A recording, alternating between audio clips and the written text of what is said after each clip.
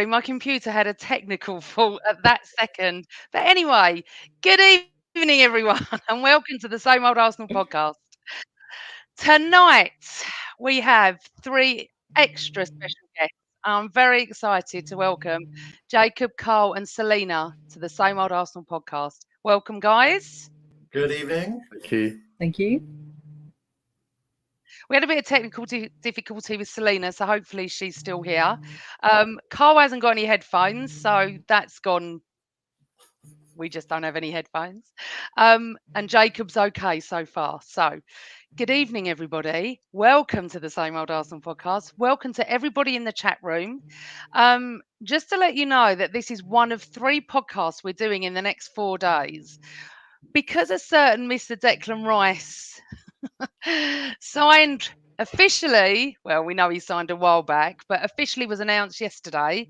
Tomorrow evening, we've got an extra special podcast with my mate of the show, Alan Algar, and his mate, Anthony Gow, son of Tony Gow, who is a football coach who was Declan Rice's early years football coach, and he will be on with me and Alan and Cookie at 8:30 tomorrow evening.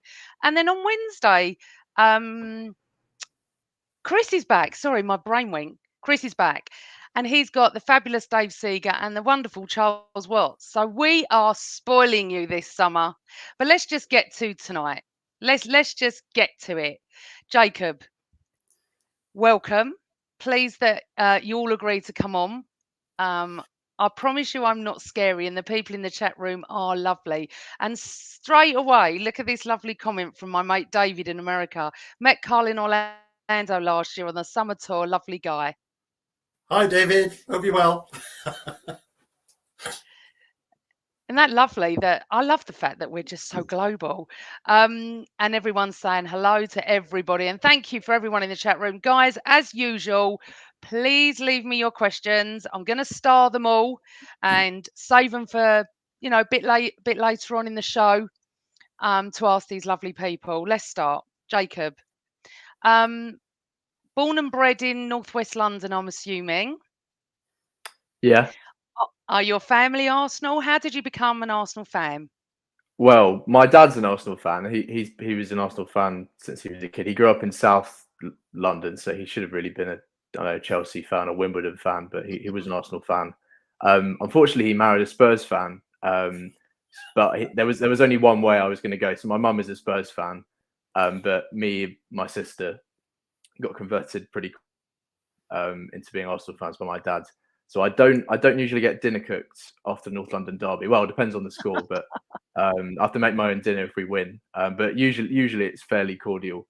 But yeah, I've been Arsenal fan since I was probably about 5 or 6. I really just missed out on the Invincibles, which is a shame. But one of my earliest memories is probably that last season at Highbury, and crying when we lost the Champions League final, experiencing my first football heartbreak, really. So, Dad obviously took you to Highbury. I didn't actually. No. Oh, you didn't. First season at Emirates was the first time I actually went to a game. Oh wow, okay. Yeah, but was Dad at Highbury? He went, but he didn't have a season ticket. So I think last season at Highbury is probably tough. But then it was tough to get in. Yeah. Yeah, no, it was. But we have. That's why I needed to move. Yeah. Similar stories, Jacob. My dad is mad Arsenal, married a Tottenham fan. So all my family are Tottenham, apart from one tiny section, us. And obviously that's the best side of the family, but we'll move on from that. So obviously similar, your father was an Arsenal fan, you became an Arsenal fan. I think that's the perfect way and the correct way to go. Selena, you are from the south of the country, massive into the Arsenal women's, which is great. So we'll get to that later as well. And how did you become an Arsenal fan? So yeah, similarly, most of my family are Tottenham supporters, unfortunately. But my stepdad was an Arsenal fan, and his family bought me an Arsenal tracksuit for Christmas one year, and that was it. I was a Gooner from then. So fantastic. Yeah, it's not so cordial for my family when we have the North London derby. I was 6. Oh, all pretty young, weren't we? I was 0 when I was an Arsenal fan. Trust me, I had no choice. No choice. And so we move on to Carl. And for the first time, Carl, honestly, I'm not the oldest person on this podcast. Oh. So you are so welcome. I'm always the oldest, whoever I bring on here. Well, Carl, north of the country, aren't you? But you travel to Arsenal for the games? I do these days. Yes, I was born in Northern Ireland of all places, and then was raised in North Lancashire. And in 1971, my mother had to buy me a football shirt for school. And money was tight, and she bought the cheapest one she could find in Lancaster, which just happened to have a red body, white sleeves, red cuffs. I ran onto the primary school football pitch, aged 8, not knowing what I was wearing, and there were Man United guys, Liverpool, Blackpool, Burnley, Preston, and somebody went, "What is that?" And a lad called Stuart Towers came running up and said, "Oh, that's Arsenal. That's the best team." So out of sheer spite for Man United, Liverpool and Blackpool fans of the day, I became an Arsenal fan in the north of England. And that, of course, was the year we won the double. We have All a lot. thanks to my mum. We had a lot of Irish players, didn't we? I was brought up with a lot of the Irish players. Yeah. Well, it was an absolute honour to meet Liam Brady at one of the Gay Gooners events.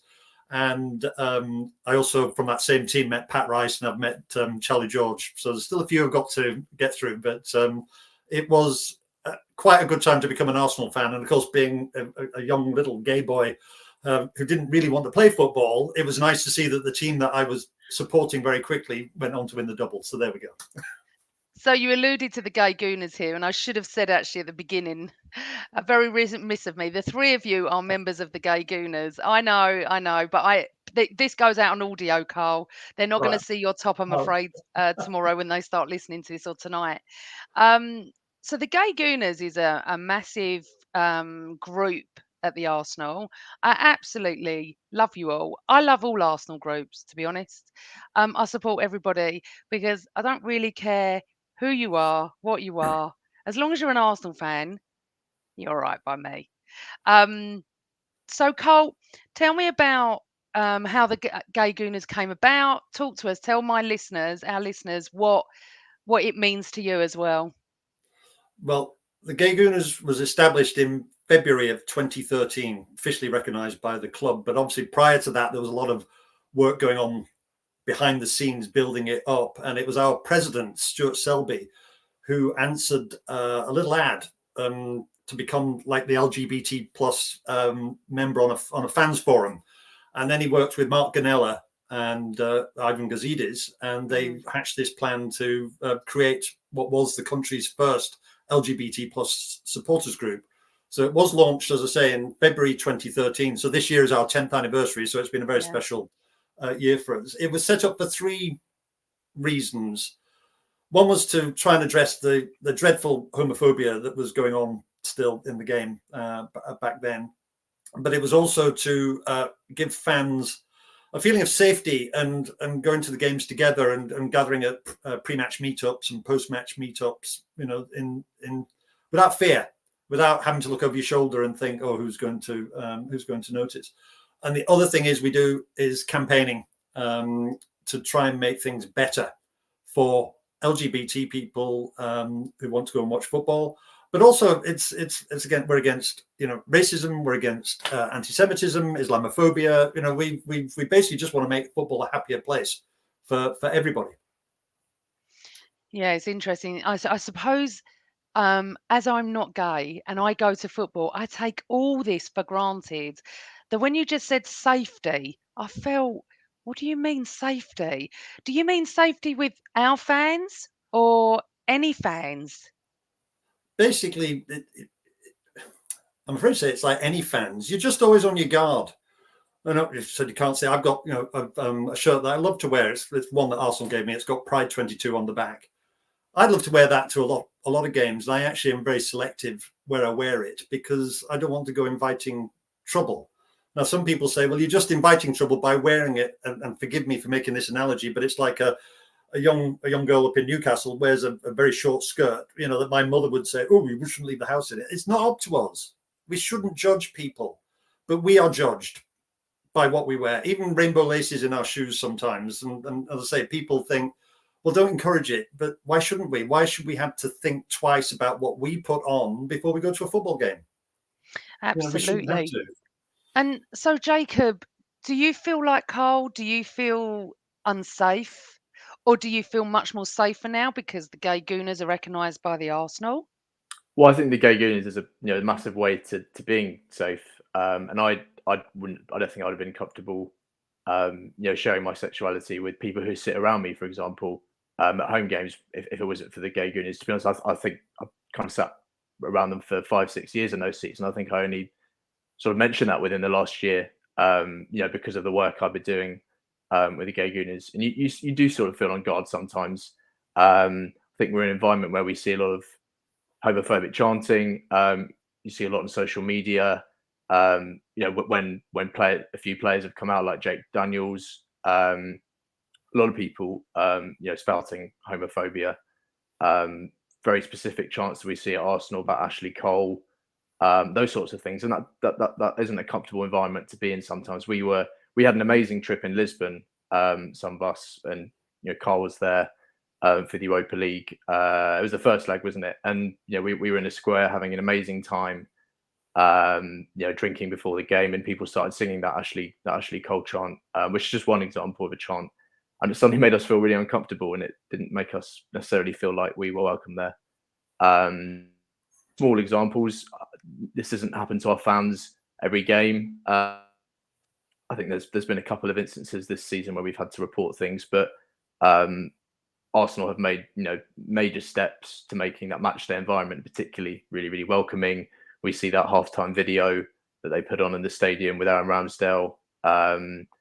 They've taken a lot of steps. It's going in a good direction, but we have had, I think Carl might get onto later, had incident in Newcastle away game as well this season, Brighton away as well, where people making comments towards our members. So it does happen. And it happens with match-going fans. It happens with fans you see from all over the world on social media. So it's not even just one set of fans, unfortunately. But they are the minority, though. It's important to say they are the massive minority. Yeah, we will get to the couple of those games, but I want to ask Selena, if you're on Twitter, Selena, and you see Arsenal promoting gay pride or the Gay Gooners, and then you see the hundreds and hundreds disgusting remarks underneath, but there are hundreds and hundreds of people trying to stop that as well, and going at them and stuff like that. How does it make you feel? It's something I try to avoid because I don't follow the men's account anymore because of those comments. So I just follow the women's, and you never see that on that account. And it's the same in the stands. Like, it's really hard listening to Carl and Jacob talk about that because we don't get it at the women's games ever. There's just so many openly gay players and fans that it's not a problem that we ever encounter, which is great. But obviously there's the other side to it at the men's game, and you just wonder why it can't be like that across the board. Yeah, I was thinking that me and my other half, who's called Carl as well, we were talking about this before, and he said that the reason is because more people are openly gay, and that it's just you're playing football, that there's no focus on that side, on the women's side. Never really thought about it before, and as I said before, I didn't have to. However, everyone knows that I'm Jewish, so obviously there's anti-Semitism, and I've experienced that many a time since the 70s.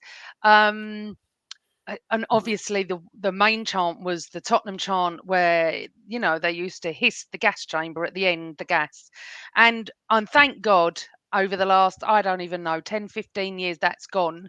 I don't hear that. However, I have been in pubs where I've heard anti-Semitic songs. I've heard gay songs, anti-gay songs. You just hear everything, anti-everything, and it is absolutely outrageous. And I always will stand up for any minority and say what I've got to say. However, we need more people to do that, because whatever you think about anything, you don't take it to football, because we are one family. That's it.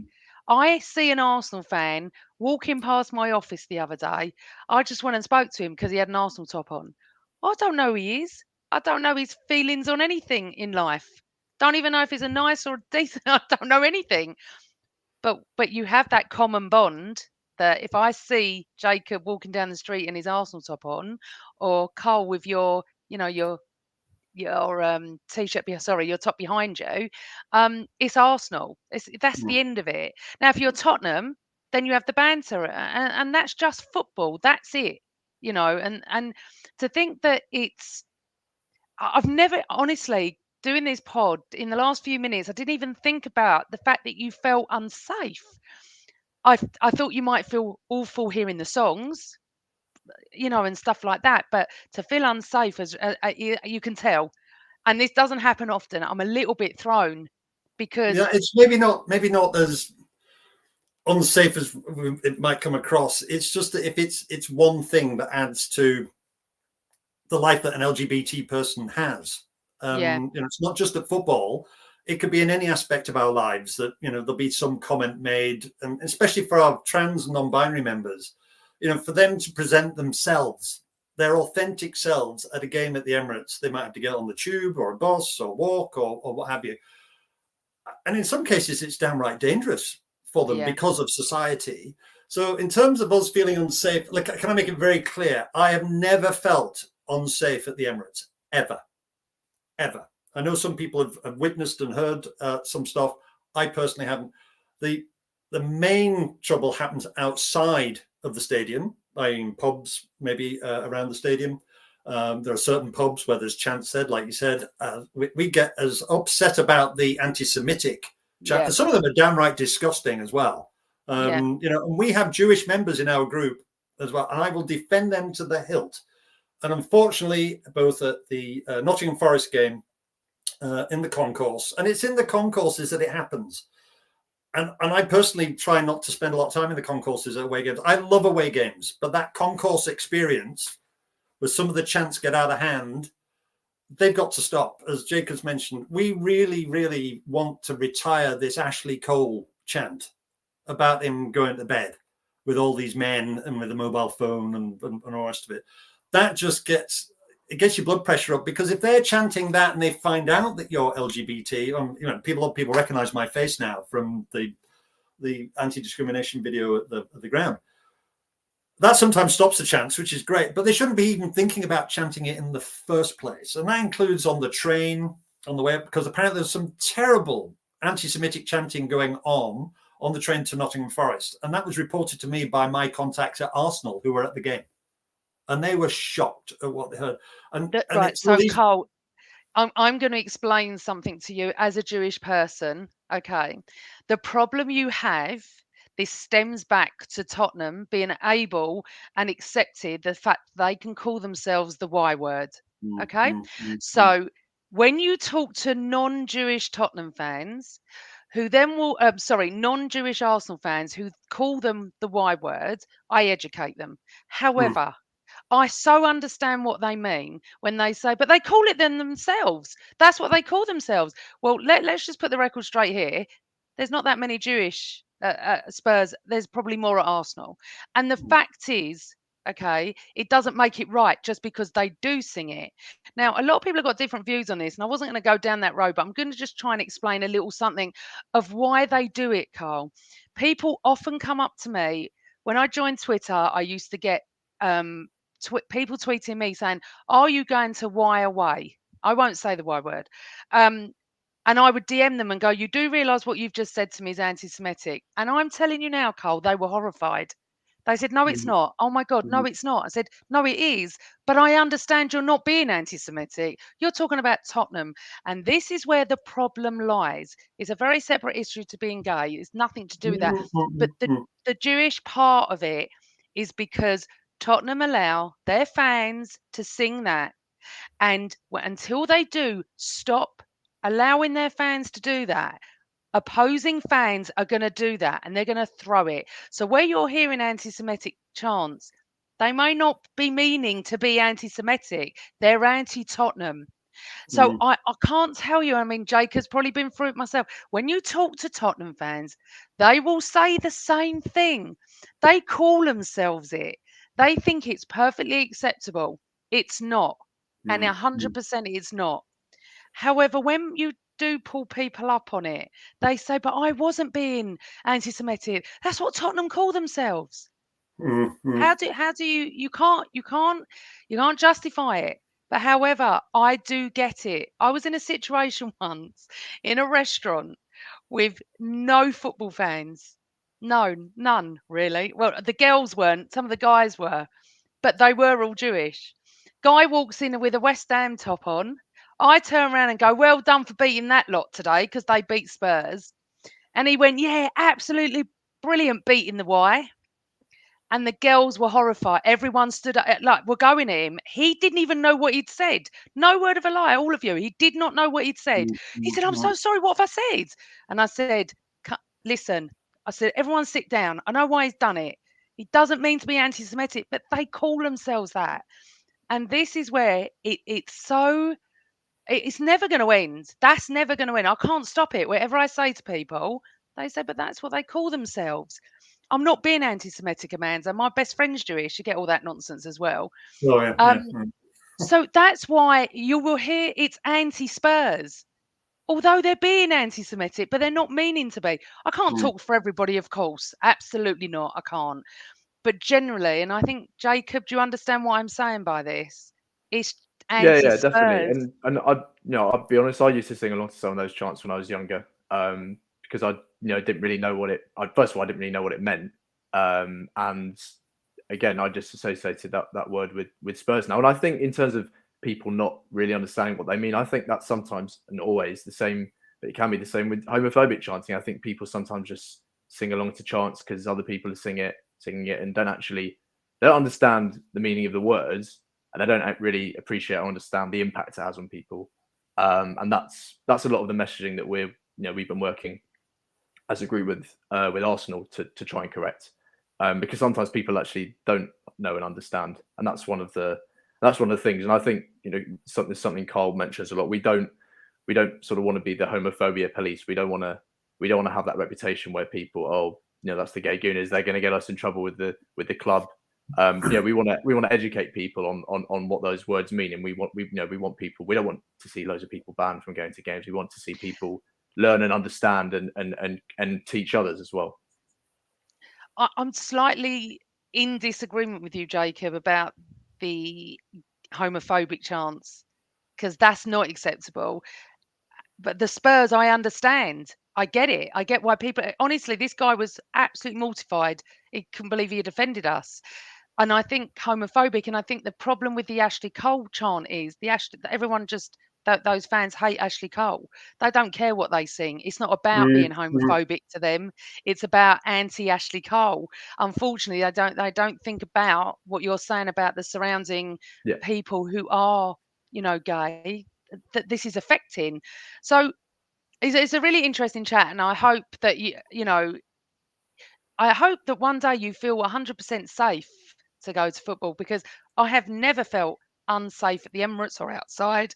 I've never felt unsafe at away games, apart from Spurs and Chelsea. I felt unsafe, but for no other reason than just being an Arsenal fan.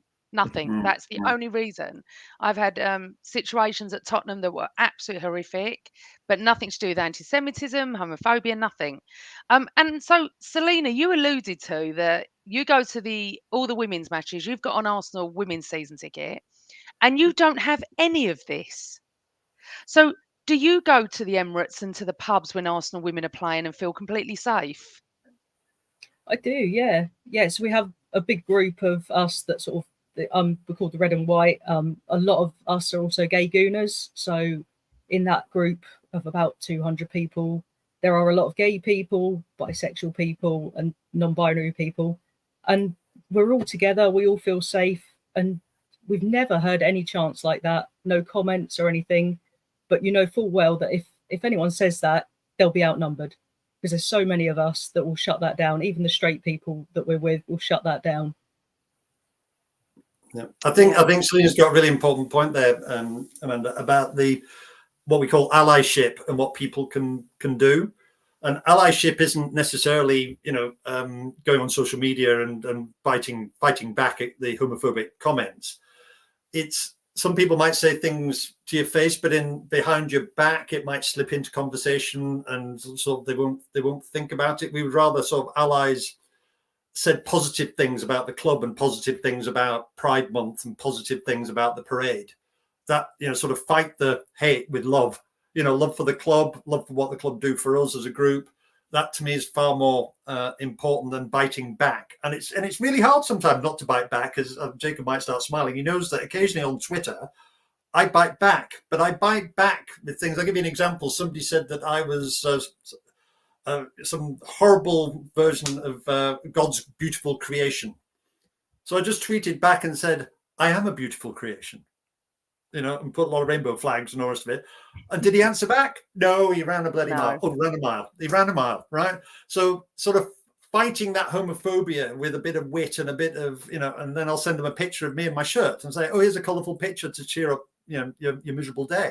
And they don't like it. And so for an ally, it would be great to sort of fight them off with love and positive comments about, what we do as a group. Because something for some of the viewers on this to realize. Selena, Jacob and Carl did not choose to be LGBT. Never once did any of us stand in front of a mirror and go, do you know what? I think I'll be gay. Not one person ever did. So people that say we choose a lifestyle and we choose to be like this, I couldn't get... Again, I can't speak for Jacob and Selena this. I know as a teenager growing up, I was wishing it away. Some people say pray it away. I didn't want to be that way. Now I've learned to embrace it and accept, who I am. But my God, it was a really long, tough journey. And personally, being a member of the Gay Gooners has allowed me to embrace the fact that I can go to a game and wear a rainbow shirt on occasion, and I can love football. Because the other thing that a lot of people may not realize is in the gay world, if you're seen as a football fan, you're a minority, because it'll be like, what, you like football? Are you mad? And I come from a family that loves sport, right from Olympics to come up with just watching the tennis this afternoon while flicking between the ashes.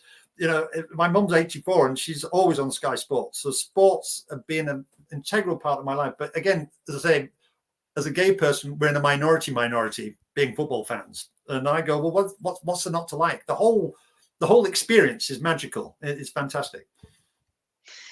I think this is lovely point from William Jack. He's put, we need to get to the stage where LGBTQ gooners don't have to add. Even the straight gooners defended us. They shouldn't have to. Sorry, 1 second. They shouldn't have to stand alone, and we all need to call out homophobia. And I think we should all stand together for a start anyway. First of all, to stand with you, and the fact that you're gooners. See, this is what I don't get. I stand with every gooner that's got a decent point of view. They don't have to agree with me at all on my football opinions, but it's just. I find it absolutely. I mean, horrifying that you'd actually feel unsafe. Talk to me about what happened, Jacob, at the Newcastle game or the Nottingham Forest. You alluded to it before, whatever game you were at. I think this Carl is probably better. I wasn't at the Forest one, so maybe you want to put them. I was at Newcastle, but Carl might want to put them both in together. Yeah, the sad thing, the 2 seasons at Newcastle, one with that miserable game, which we were probably at, awful game. Mm. And I got abused because I deliberately wore my rainbow laces in my shoes because against the Saudi owners of Newcastle, my little protest. Yeah. And then one of our trans members was there presenting, her female self, and she was abused by Newcastle fans, chanting the most horrific thing twice, and that was the day that Jake Daniels came out, and we put out a tweet that evening, which is one of the biggest tweets we ever got reaction to, and everybody was very supportive and all of it. So it was very disappointing. Anyway, this season, much better game, of course. And I missed 20 minutes of the second half because one of our members went to the gents, and while he was doing his business, he heard somebody start chanting something. I can't say it because it's a family show. Started off a chant really badly, and then used our group's name as a slur to finish off the chant, and people joined in the gents. Now they knew there was no cameras in the gents, and the club always say to us, "Oh, to get video evidence." Well, that's never easy to do. No. You can't get your phone out in the gents and start filming people. That's not on. And then Newcastle police commander had put 2 female officers outside the toilets. So the member that heard it was safe, but was there thinking if people recognize or think he may be part of the Gay Gooners, would they somehow pick on him, probably verbally, so he felt very unsafe, and I could see the look on his face, and I just went, right, I've got to sort this out. And so I spent time trying to find Mark Brindell, and there was other people that, the Arsenal stewards, they know me. And I insisted that we made a police report, because, unless we report these things, I know Jacob's mentioned, we don't want to be seen as the gay police, but when I have a member sat next to me shaking because of what he's heard from Arsenal fans, yeah, that's not acceptable. And that really, really gets to me. And 99% of the people there would have been supportive, but it's this element that think it's funny, and they think mate, it's just banter. No, it's not. It's never just banter. As I say, it's not just at football games that LGBT people have to face, abuse sometimes. And the other thing is that we often have to spend our lives coming out. When you're asked questions about your partner, and I was like, oh, I've got to come out to the bank manager. I've got to come out. It's all the time, and it gets a bit tiring. And it's people talk about normalizing. I prefer the word mainstream. That should be more mainstream. It shouldn't matter. And to the homophobes, I say, the doctor you saw last time, he might be gay. The woman that served you in the restaurant, she might be gay. There might be a trans person that has driven your bus. There's a lesbian pilot has flown your plane. There's the LGBT people everywhere that help out homophobes every single day. And it would be nice if homophobes could just turn around and recognize, A, we didn't choose to be this way, and it's usually not us that throws abuse first. Wow. Sorry, I know I'm lecturing, but I'm so passionate about this. It's no, Carl, it's so interesting, and this is the reason I wanted you. I contacted you and said I'd love you to come on. I've always supported the Gay Gooners since I was on social media. Unfortunately, I am one of those that does fight them, though. I don't go in with love. You do. I don't go in with love. I generally don't advise to fight. I do exactly what you do. I do when anyone comes at me about being a woman in football or any other reason, it's the sarcasm wins all the time. Like I always teach the women, because there's the sexism in football as well. No one's ever going to win with me on sexism. I've been going to football for 50 years, so I don't give a toss what anyone says. I know more football than most men do, but that's irrelevant. I can sit and out talk a man about football. There's no problem on that. And a woman. It doesn't matter to me. I don't care who you are. I won't have that for any woman. And I teach a lot of the younger women on Twitter who are passionate about the Arsenal. How you answer back is pure fun and sarcasm, and you show them up. You do not start arguing. However, I go against all that when Arsenal promote anything to do with any minority group. I'm there straight away.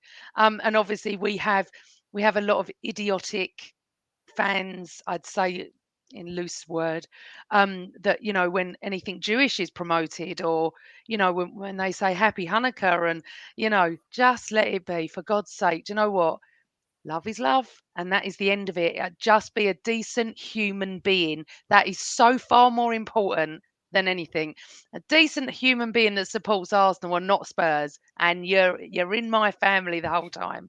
So, Selena, talk to us about the women's team. We're just doing brilliant the last couple of years. I'm going to hold my hands up, and people on this show know that I don't have time to not fully support the men's team. Is enough with my full-time job and everything else that goes on, but I'm always like looking out for them, and I'm very proud of everything they've done and achieved, and the fact that the crowds are getting bigger and bigger must be fantastic, Selena. It's amazing, yeah. So we've actually had a rough couple of years. So we had a manager change last year, and we lost the league by 1 point. The point where at half time we were actually top of the league. That's how close it was, and it was heartbreaking. It was West Ham away, and being in the stands, having the players hyping us up and asking us the score and things like that. It was hard, but it was also a massive achievement for Jonas, our new manager, coming that close in his first season. This season was a lot different, mostly due to injury. So we lost 4 players to ACL injuries. We had Beth Mead first, Viv Miedemar. Yes, I saw all this. Yeah, Leah Williamson, and then Laura Veenreuter. Um, That is unlucky. 4 ACLs. yeah, yeah, and that's not counting the other injuries. Like both our centre backs were out for part of the season together. We lost Kim Little, our captain, for a bit, and I think by the end of the season, you could just see the players were spent. We couldn't rotate. We didn't have the players. All we had on our bench were goalkeepers and academy players. And yet, despite that, we got to the semi-final of the Champions League and we took it to extra time against Wolfsburg. So we also won the Conti Cup in March. So despite that, it was disappointing, but it was also an absolutely amazing season considering. Lost it by 1 point. Well, the men sort of went down that route as well. Not as dramatic as 1 point, but it's heartbreaking, isn't it? When you support a team, there's such highs and there's such lows. Jacob, you're one of our younger supporters. You're in your 20s. So for you, who's been your favourite manager so far? Are you going to say Wenger or Arteta? Well, I was too young to be an Arsenal fan when Wenger actually won us the league. So although I obviously still love him, and I'm double your age and bit. the majority of his time at Arsenal, I was following Arsenal. But obviously, it was not as successful. We still won those 3 FA Cups, which were amazing. Especially, I basically had a 9-year wait for a trophy for my whole time supporting Arsenal, which felt like a very, very long time. I do love Mikel. I loved him as a player. I remember staying up late when I shouldn't have. When we originally signed him on deadline day back in 2011, was it? Probably had school the next day. Actually, I probably didn't because it was August, wasn't it? But I should have been in bed already. And the way that he's come into the club, and obviously it was tough at first, despite that early FA Cup win. I think we doubted him. I think about December 2020, I think most of us might have been on the Arteta out camp. A lot of us, at least. Not you. I think No. I was wavering a bit, but he's been amazing, and the culture change at the club. The way he's got on all these young players, and the way they respond to him is amazing. Last season was really, really incredible. Obviously, it kind of felt like we were untouchable in those first sort of 4 or 5 months of the season, and following the club home and away was incredible. The way that he's turned around the atmosphere at the Emirates as well, because we were obviously used to the library taunts, and atmosphere was never that great. The connection with the players was never that great. The way he's transformed the club is amazing, and obviously I want us to be successful under Mikel. I want us to win the league. I want us to do one of the Champions League. But even if we don't end up doing that, I think the way he's transformed us has been amazing. I mean, even if it's only that 1 FA Cup, that he's really been an incredible manager, and he's put us in an amazing position going forward. And I'm very, very excited. Now we've got these 3 so far. Hopefully, there's more signings coming, but the 3 signings so far, I still can't believe seeing Rice in an Arsenal shirt. Just seems incredible, really. And I hope he's going to be a massive player for the next decade for us. So, seeing Rice in an Arsenal shirt, if you think that's unbelievable, let me tell you, when Sol Campbell signed, that was the most weirdest, and it took me so long to know the Tottenham captain was in our shirt. It would have been like them seeing Tony Adams in their shirt, God forbid. But it's just so interesting because I'm sitting here thinking you don't even know before Wenger, do you? I mean, you weren't around, No. obviously. Your dad is probably roughly my age, I would think. And we had, when you go, I had to wait 9 years for a trophy. That did sort of make me laugh a little bit. However, I only had to wait 10 years in a way because I was born in 1969. So 71, I was only 2. Yeah. And you had 79, yeah. Yeah, but I had 78 we lost and I cried at school. And 79 I watched, my dad was there and my dad partied with the players that night in London, bizarrely. But I was at home watching it with my little flag. I was only 10 years old. But then we went through quite a few barren years because we lost to West Ham the year later. And then it wasn't like 20 years of barren, but Tottenham were winning stuff and I was at school and everyone was Tottenham and it was horrible. I left school and then we started to do well in 86. So you know, it is an up and down ride, but for you, it's mainly been Wenger and now Arteta. It's so weird, Carl, isn't it? Because obviously we're the older generation of, he doesn't know Don Howe, Terry Neal. He wouldn't know what it was like to have Gus Caesar in defence and John Devine and all these players. And obviously he would have missed, you know, Frank Stapleton, who I used to love him, and obviously Chippy Brady. But I mean, obviously, then you can go even further back into my dad's era of, you know, the 50s and the 60s and stuff. And that's what makes being a football fan one. You know, it doesn't matter how old you are and what experience you have. We all love the Arsenal. And that's what I was hoping that this show would show, that we just sit here and talk football. And, you know, Jacob's just said, you know, new young players, how the hell have we got Declan Rice? You know, God knows what else is going to happen in the next couple of weeks. I can't believe he's here, even though a couple of weeks ago I knew it was going to happen. You know, Selena, I've got some questions we're going to go to now. Right, this is from Carl. Selena, what is Selena's? Oh, okay. Not that one. I'm just going to, sorry, everybody. Bear with me. There was a question I wanted to ask. I'll come back to that one. Right, this is it. Carl said, Selena, how important is the Alicia Russo signing?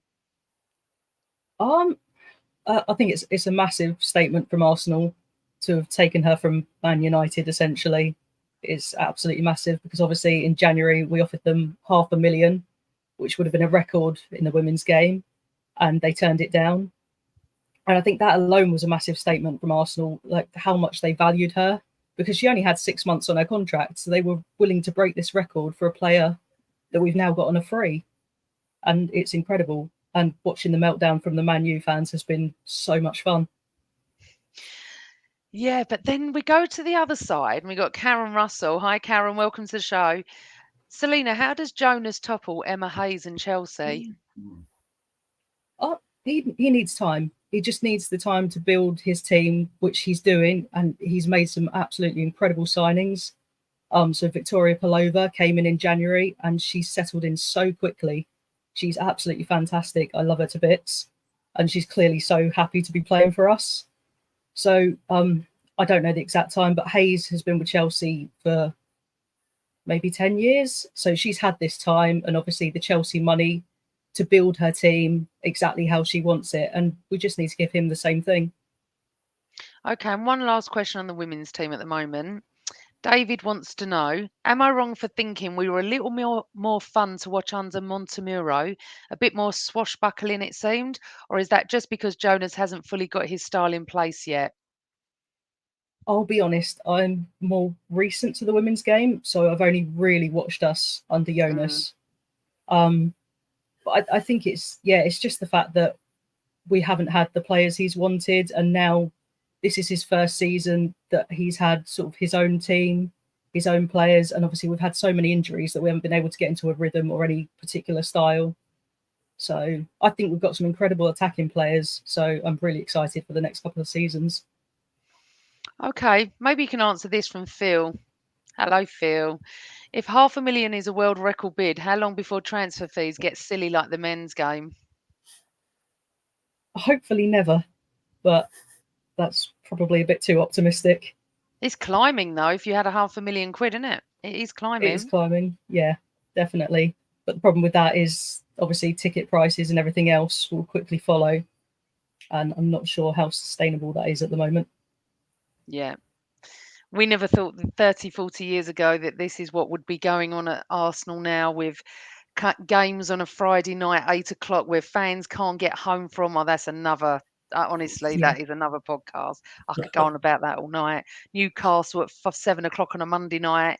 You know, they just don't care. At the moment, the women's game is not like that. And, you know, we have our own problems with that.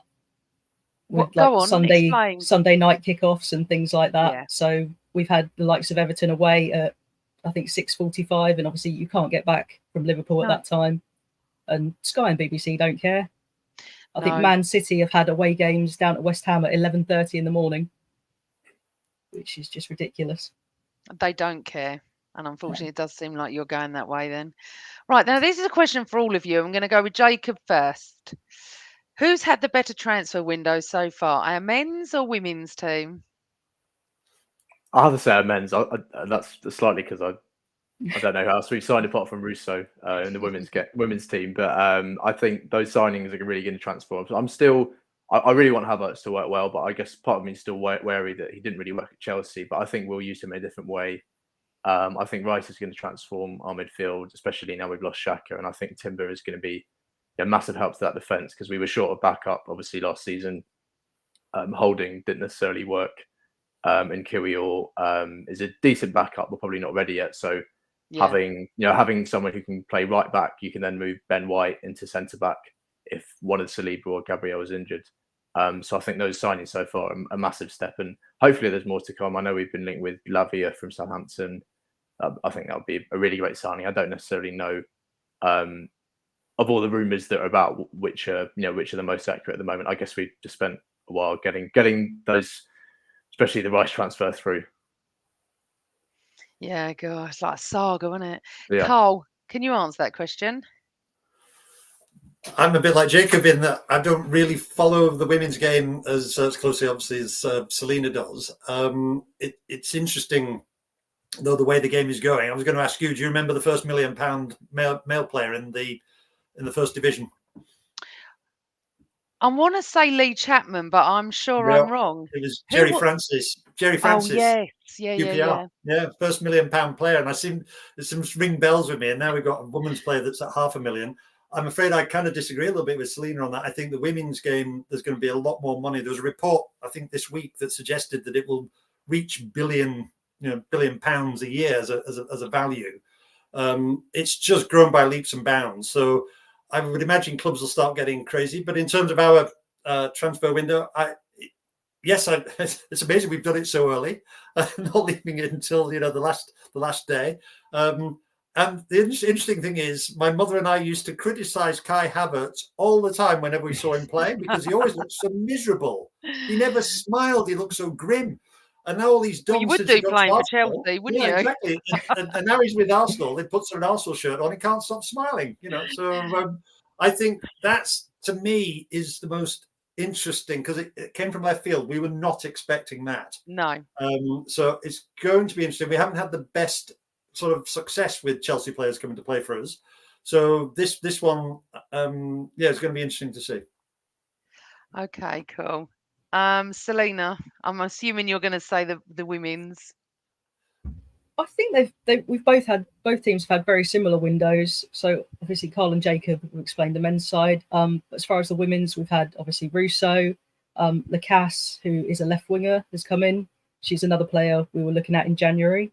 And Amanda Ilestedt, who is a centre back, which is obviously a position we were in desperate need to fill with Leah's injury and Rafa leaving for Orlando Pride for personal reasons, because she has been an absolutely massive loss.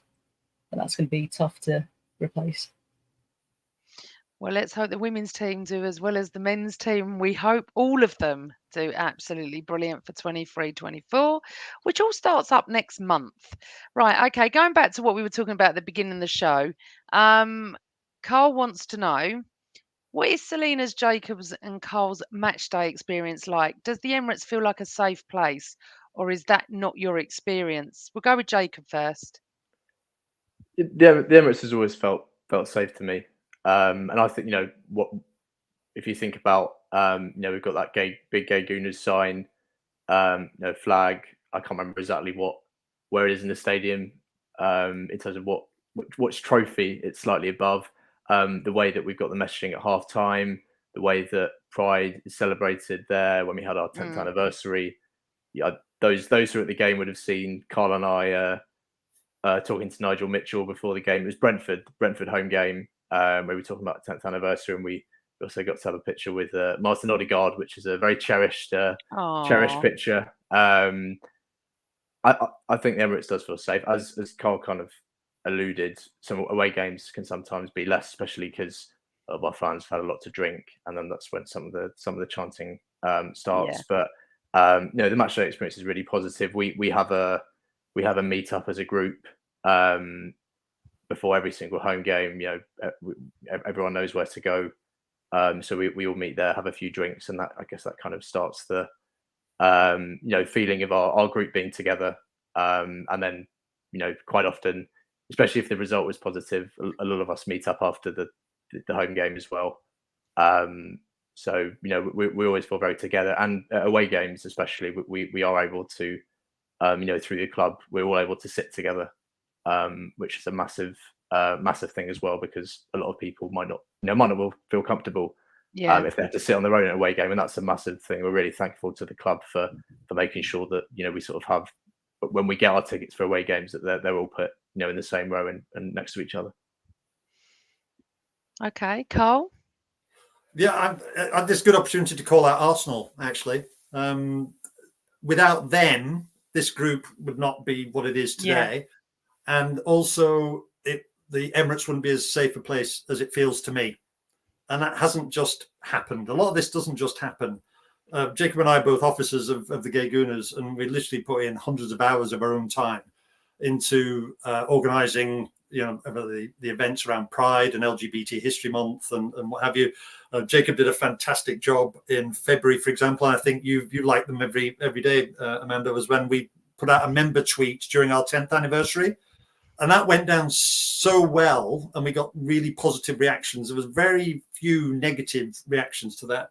My personal experience at the Emirates is fantastic. The people around me, I'm one that tries to get a chant going in the upper tier of the North Bank, and when 10 seconds later it starts, you kind of go, "Oh, look what I did," So, and talking with the people around you from different backgrounds, and the thing is, about the third or fourth game, I was sat next to somebody, and I pointed out that, I'm the co-chair of that group, and pointed at the Gay Gooners banner, which is at the clock end, Jacob, around about 1930 something. And just the warmth I get from the people around, and now that my big ugly mug is on the big screen every game, people around all know, and I always try to run out when that's being shown, but then you go down the concourse and it's on the TV screens there, so I can't get away from that. But I love the Emirates. I'm 300 miles away from it, and I cannot wait to get back. It really does feel like home. And so do you come to every home game? I come to a lot, don't I, Jacob? Most. I don't think you missed many home games last season. I don't miss away games as well. That 300 mile round trip. No, that's 600-mile round trip. Wow. 300 miles one way. So, but the good news is, in October I qualify for my senior citizen rail card, and that'll make life a lot easier. As long as the trains are running, absolutely. Oh, well, and I moan that it takes me an hour there and back. Yeah. Honestly, I don't know how good I've got it. Okay, so I've got some other thing. David wanted to just say, selling out the Emirates this past season was a real statement for the women's team. It was fantastic. Would you agree, Selena? That was an incredible game. Yeah, that was fantastic. Seeing the whole stadium sold out for the women. And it was such a good game. Obviously, even though we didn't win, it was a fantastic game for people to come and see. Lovely. Yeah, proud moment. It was. I remember that. I thought that's so fantastic. And another one for you, Selena. You're very popular in the questions tonight. What does Selena think about the prospect of live Saturday 3 p.m. games to help grow the game? For me personally, it would certainly be preferable to the evening games and things, because I know a lot of the families and everything, which is a big part of our fan base, do struggle with those games. Because obviously 6:45 on a Sunday isn't great when you're traveling a few hours with kids. So yeah, I'm definitely open to that. And how does it feel that more of the women's matches? Got another question for you. Are being played at the Emirates now. Does it feel more like one club?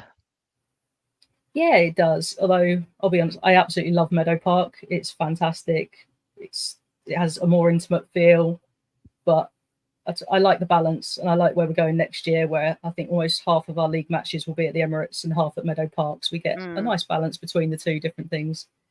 I also know the players do absolutely love playing at the Emirates, and I think that's why we've had so many contract extensions this season. That's great. I'm going to get you on, Selena, again to talk about the women's game. I feel like I'm missing out something. Maybe I should start. I don't know how I'd cope with 2 Arsenal teams. Carl wants to know what positive changes have Carl, Jacob, and Selena seen over the last couple of seasons at the club. You allude to the fact that Arsenal are very, very, very supportive, and I can see that, and I love that. But Jacob, do you feel that it has improved and it is improving, or do we have so far to go with this yet? I think it is improving a lot, and the club are very proactive, and not just on issues of homophobia, anti-Semitism. We've now seen Jewish Gooners, as a supporters group join up, and I'm a member there as well. And it's so positive to see the club support that. The club just won an award for I think it's for the sign language that they now have with the pitch side interviews. So they're making amazing progress on things like that, and I think we're proud that Arsenal are usually, leading the light on so many of these issues. And I know, speaking to one of the staff members who came with us to London Pride, he said that now every single Premier League club is now doing that with having sign language interpreter pitch side for people in the stadium, and no one had done that before us. So that was 6 months ago, and now every club does it. So I think it's really a sense of pride that there's a lot of way to go on lots of these things, but that Arsenal are the club leading on everything, most things. That's fabulous. Selena? I think I'm going to have to defer to the guys for this one, because I don't spend much time at the Emirates. So, Carl, the interaction that we have with the club, we have a very collaborative approach with the club, and I can honestly say that I feel that it's not a tick box exercise. They're not doing a diversity and inclusivity type situation with Arsenal. You genuinely feel that they care. And after the Brentford game, I'll give you an example, there was a huge tifo on the I forget which on the North Stand where you sit, Jacob, and a huge tifo, love is love. And I wrote to Vinay after the Brentford game just to thank him for everything that they did around LGBT History Month. And Vinay wrote back and he said one of the proudest moments of his time at Arsenal was to see that love is love tifo unfurling in front of him at that Brentford game. And when he wrote that, he genuinely meant that. And that meant the world to us, because, as I say, he's not just saying, he genuinely means it. We gave him a Gay Gooners scarf and he never got the chance to wear it because his daughter saw it and stole it off him straight away and won't let him have it back. So for us to have that connection all the way to the top of the Emirates sort of management tree is fantastic, and we're proud to be associated with the club. Yes, we'll tackle them on a few issues. This Wolves fine issue, which we've not had a chance to talk about tonight, that is massive for all the Premier League. But I can say, having read the 15-page report, Arsenal, as Jacob alluded to, do more than any other Premier League in my estimation around this space. And there's going to be a lot required from fans, especially away fans, to behave in terms of some of these things. Because it won't just be fines in the future; it'll be points deductions if we're not careful, and that's the only way they have to deal with it. So we don't want to see that. We want all Arsenal fans to have fantastic experience, both home and away. And I think the Emirates is one of the best stadiums in the country for that atmosphere and for feeling safe while you're there. So I'm going to end our chat on this one question that I really think would be great, and all of you, I want to answer this. David Ziegler, who started off at the very beginning saying he met you, Carl, in Orlando, has said this: how does one best act as an ally at matches? So, Jacob, what would be the best way for us to protect it or stand up to if we see something? Well, I know Arsenal have the system where you can text. If you hear discrimination, I've never used that service, to be honest, so I don't know how well it actually works. But I think, just if you hear language, either report it. If you feel comfortable, speak to the person about it, and just make them know the impact that has on people.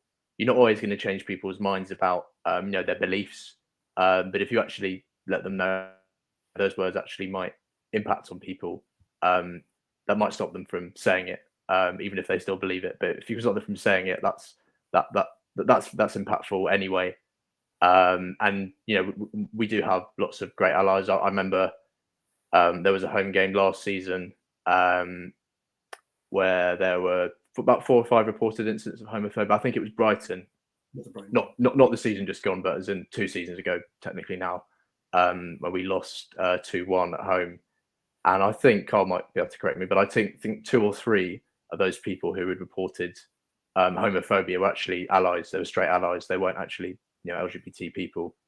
And that's a really great thing, and that feels so supportive towards us as a group when hearing that people are actually doing that who they're going out their way to do that. They don't really need to do that, and that's really impactful, and for our group. Carl? Yeah, my advice would be, if it's safe to do so, call it out, but don't ever feel that you have to tackle head on. All the Arsenal stewards should be aware. If you go up to a steward, we help with steward training, by the way, at Arsenal, in terms of helping them know what to look out for. So approach a steward. In any case, I also have never used the reporting system. I have my concerns about it because you need to have a phone signal to send a text, but how many people get a signal at the Emirates? So again, that's something we're talking about with the club about, how do you best go about it? Because the situation is, it's always better to deal with an incident while it's going on and while the game is still being played. To try and do anything post-match is far more difficult to do. You'll generally find if you call somebody out for it, you'll get support from people around you. And again, I can be a bit controversial here. If you heard a racist abuse being hurled at a player, just about everybody in the stand would try and get you thrown out of the stadium, right? And quite right too.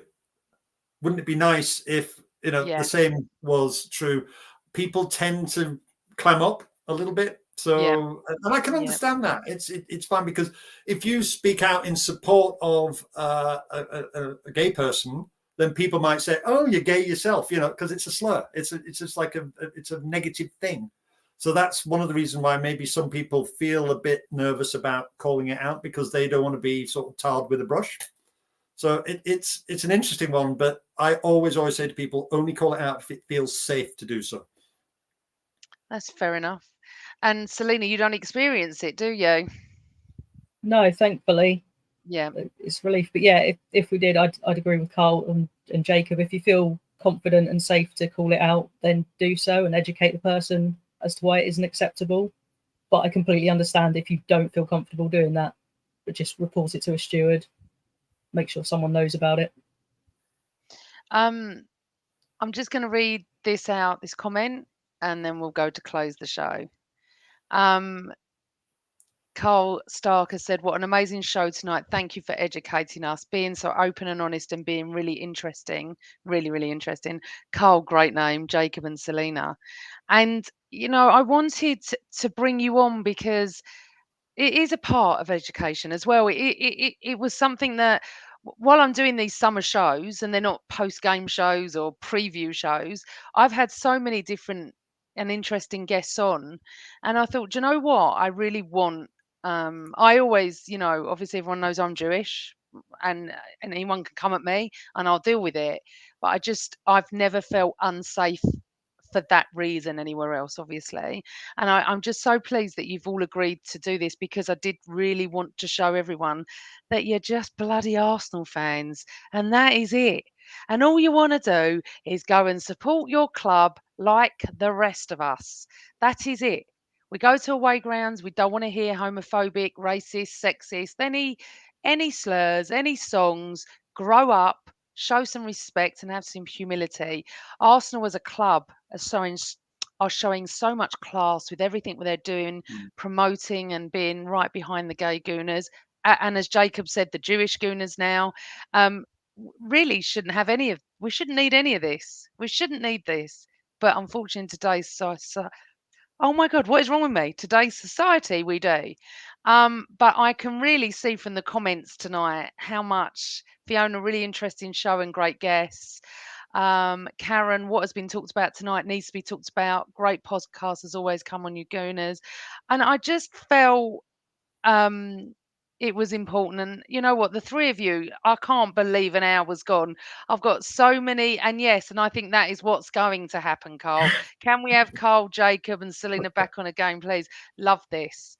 And I will absolutely love to have you on. And you don't need to come on as this discussion. You can just come on as normal Arsenal fans and discuss the game, because that's it. That's all we really want to do. We don't want anyone to be separated into groups.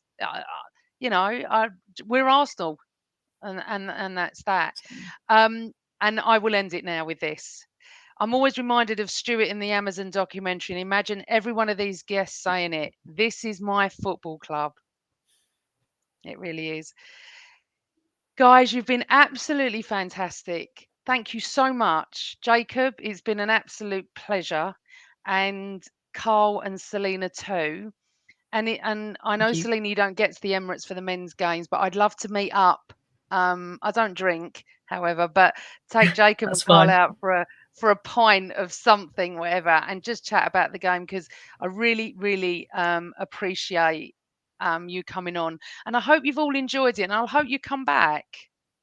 It's been brilliant. Thank you. Delighted to. This is your first podcast, Selena, isn't it? Look at this. It Selena is, needs yeah. her own Arsenal Women's show.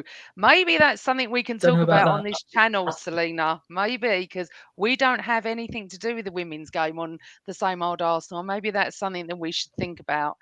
You've all been brilliant. People in the chat room as well, thank you so much for being respectful and open with your questions, and being so welcoming to the guests. Everyone on audio, thank you as well for all your follows and downloads, and the summer shows are doing brilliant. Right, so this is it. I've got another show tomorrow night. I never do 2 shows in 2 nights because I'm bloody old and I'm bloody knackered, and I've been out this weekend as well, on the raz, as they say. So 8:30 tomorrow evening, come and join myself, my podcast brother Cookie, Alan Algar, and son of Tony Gow, ex-West Ham defender, Anthony Gow, who knows Declan Rice very well. And that show is totally dedicated to Declan Rice. It should be called The Same Old Arsenal, Declan Rice, tomorrow night. So please come and join me 8:30 tomorrow evening. And then Chris is back 7:30 on Wednesday night with Charles Watts and Dave Seeger. Seriously, guys, are we spoiling you this summer and especially this week? Selena, Carl, and Jacob, thank you so much. You have been absolutely awesome. Thank you to everyone in the chat room. I'll be seeing you tomorrow night, you lot. Have a wonderful Sunday evening. I've loved this show, one of my favourites. Thank you guys for coming on. And as I always say, one family and always Arsenal. Good night, everyone.